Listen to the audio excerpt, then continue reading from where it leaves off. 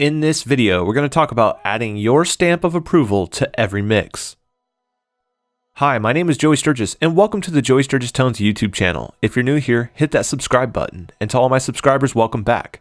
Don't forget to like this video and ring the bell to get notified when we upload new videos. So, let's dive into it. We've talked a bit in the past about leaving your own sonic imprint to everything that you work on, whether you do so intentionally or it's a subconscious result of your workflow and approach. It's undeniable that every single producer, engineer, and mixer adds their own sound to each and every song that they touch.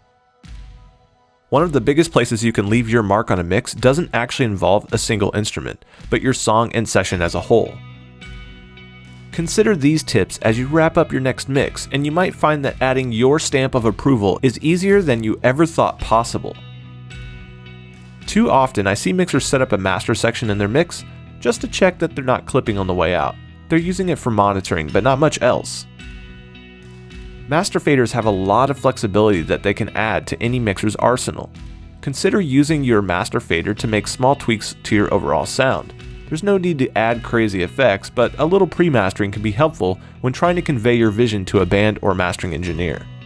Things like small volume increases on your choruses can be achieved with a very transparent sound because it's being applied after all the other processing. You're not going to have to worry much about how changing your level affects the mix going into another plugin because it's on its way out of the DAW. The most common way to bring a final mix together with your own sonic imprint is through bus compression, especially when it's applied to your mix bus.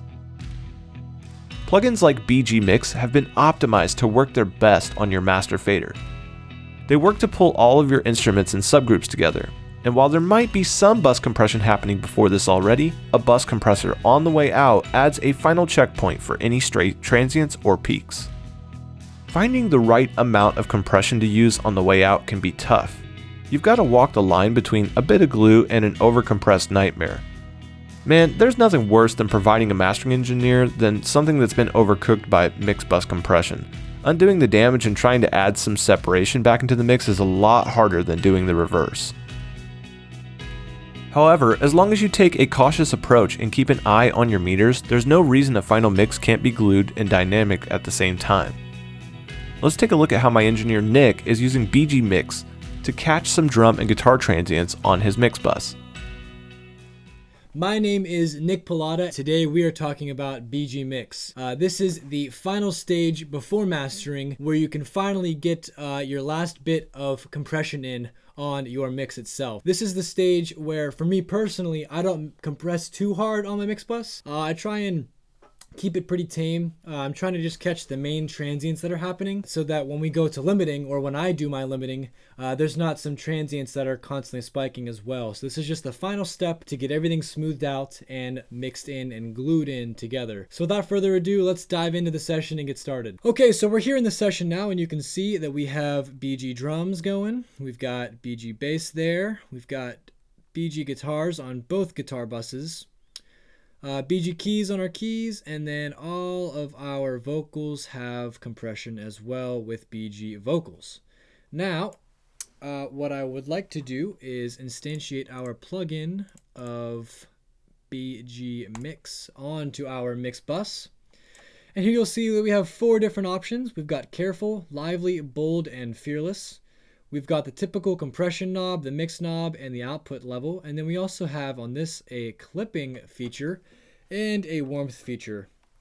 So before we actually compress anything, let's just go ahead and listen to the song again, just where we're sitting so far. So this is the chorus without any compression on it at all on our mix bus. Go save me. I hope you don't think that I'm crazy, but you are fighting for.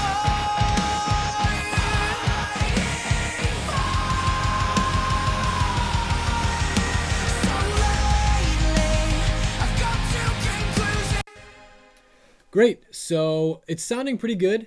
There are still a few things that I'd like to tweak in this, and that's going to help with BG Mix. What I'm hearing right now is that the guitars are a little stuck out too much, so this could hopefully help with that. And also I just want to tame some of the drums more, but I'm thinking that the clip knob here, or the clip button, will really give us some cool features on our drums. So without further ado, I'm going to go ahead and play the chorus again, and I will just start to compress this and see where we're at. Go save me. I hope you don't think that I'm crazy, but you are fighting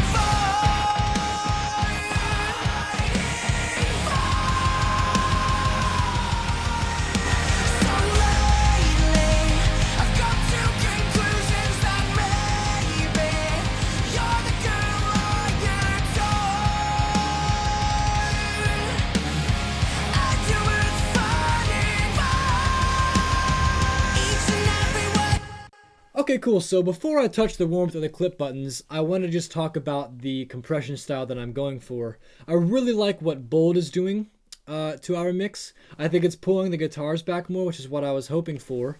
And when I'm also compressing my bus, like I said before, I don't really compress it too hard.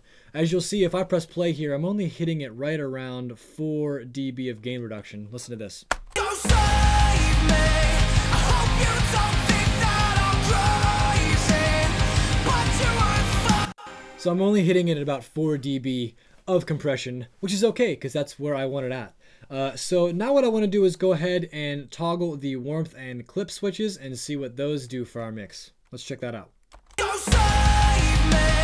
I hope you don't think that I'm crazy, but you are fighting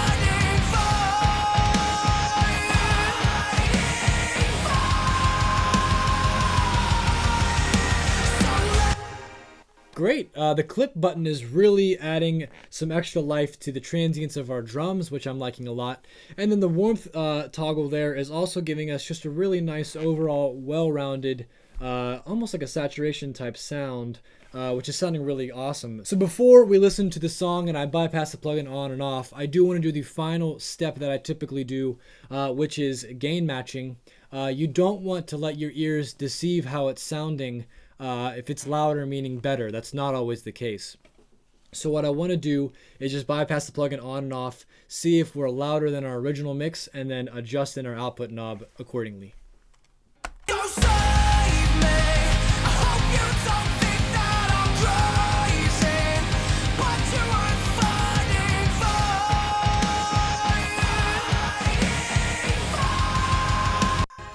Cool, so right around minus 1.2, that's where we're sitting at with our output now, and that's giving us a leveled sound to our mix. Awesome, so now what I want to show you is, I guess I'll just play it from maybe this chorus here into the bridge, all the way into the post bridge, and we'll just hear how this sounds. I'll toggle the compression on and off throughout this entire playback, and we'll just hear what it's doing to our overall sound.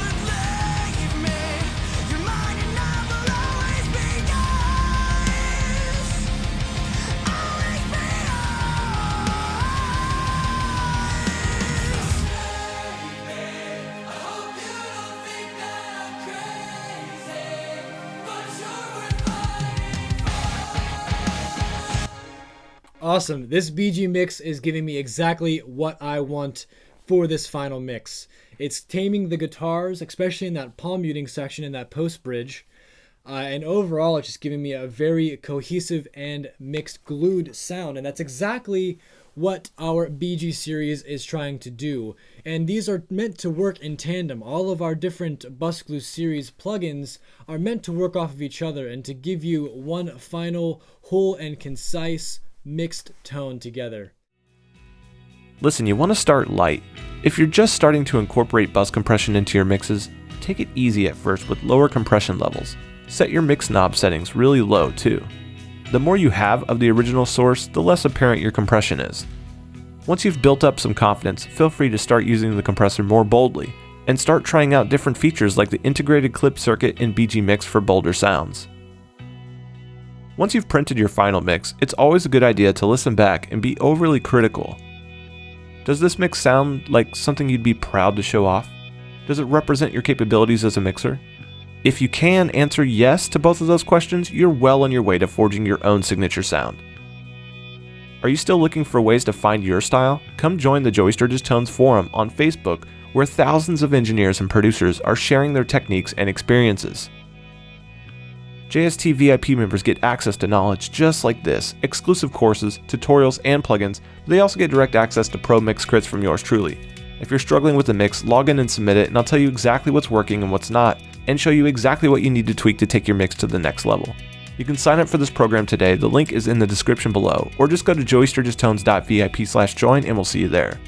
That's all for now, I'll see you guys in the next video.